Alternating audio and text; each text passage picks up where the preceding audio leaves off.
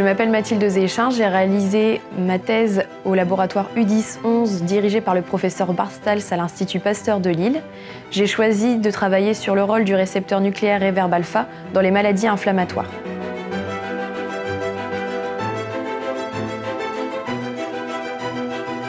Pour rappel, aujourd'hui, les maladies cardiovasculaires sont la première cause de décès dans le monde, soit environ 30% des décès annuels, avec 17 millions de personnes. Nos modes de vie associés à de mauvaises habitudes alimentaires, le tabagisme et également la sédentarité ont participé à la progression rapide de ces maladies. C'est d'ailleurs pour cette raison que les scientifiques ont accéléré leurs recherches sur ces maladies, afin de mieux les comprendre, de mieux les prévenir, mais surtout de mieux les traiter.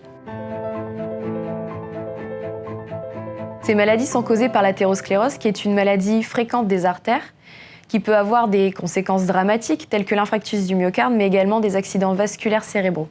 L'athérosclérose est une maladie inflammatoire, c'est-à-dire qu'elle fait appel à des réactions d'inflammation, ou en d'autres termes d'emballement de la défense de l'organisme. Elle se caractérise précisément par des accumulations de cholestérol au sein des artères, mais également à des réactions d'inflammation. Ces dépôts peuvent aller de la simple plaque à l'obstruction complète du vaisseau, bloquant ainsi la circulation sanguine.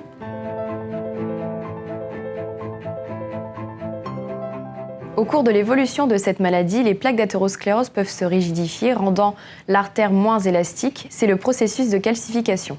Des chercheurs ont montré que notre système immunitaire était impliqué dans la progression de cette maladie et même dans ses complications.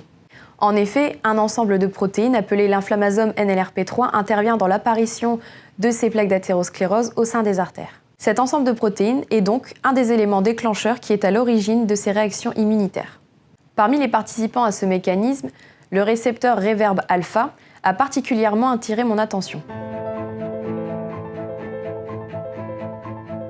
Un récepteur est une protéine qui est capable d'interagir avec des molécules. Le récepteur réverb alpha permet d'éviter le dysfonctionnement des cellules en lien avec l'accumulation de mauvaises graisses dans le sang et avec l'emballement de la défense de l'organisme.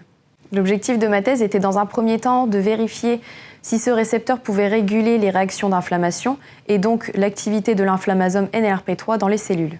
Dans un second temps, je souhaitais confirmer cette régulation chez des souris ayant des maladies inflammatoires similaires à celles observées chez l'homme, dont l'athérosclérose. J'ai commencé mes recherches par étudier l'impact de l'absence du récepteur réverb alpha à l'échelle de la cellule. J'ai utilisé deux types de cellules, en lien avec les réactions d'inflammation, les macrophages, mais également avec l'élasticité des artères, les cellules musculaires. En effet, les macrophages sont considérés comme des éboueurs de la défense de l'organisme. Les cellules musculaires, quant à elles, permettent par des contractions l'écoulement du sang dans les artères. Dans le cas des macrophages, je suis parvenue à démontrer que le récepteur réverb alpha était capable d'empêcher l'activité de l'inflammasome NLRP3 et donc par conséquent de limiter notre défense immunitaire en évitant ainsi son emballement.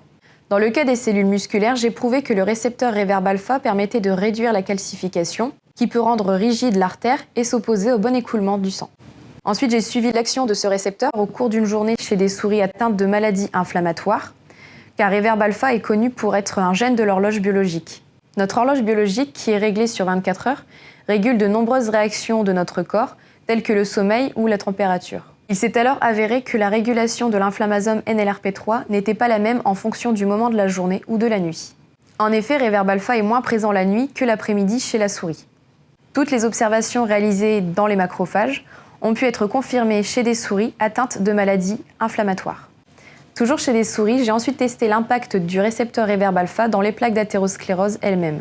Les expériences menées ont alors démontré que le récepteur réduisait le développement des plaques d'athérosclérose, mais également leur calcification.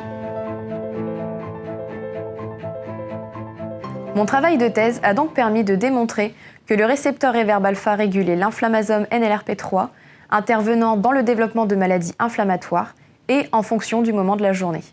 De plus, le récepteur réverb alpha réduit le développement de l'athérosclérose par son action au sein des macrophages et par son action dans les cellules musculaires. En effet, il réduit la formation de dépôts de calcium au cours de la calcification de la plaque d'athérosclérose. Ce travail de thèse suscite un vif intérêt dans le cadre du traitement des maladies inflammatoires comme l'athérosclérose. La découverte de médicaments agissant sur le récepteur réverb alpha pourrait avoir une action efficace sur cette pathologie, mais également sur d'autres maladies en lien avec ce même récepteur.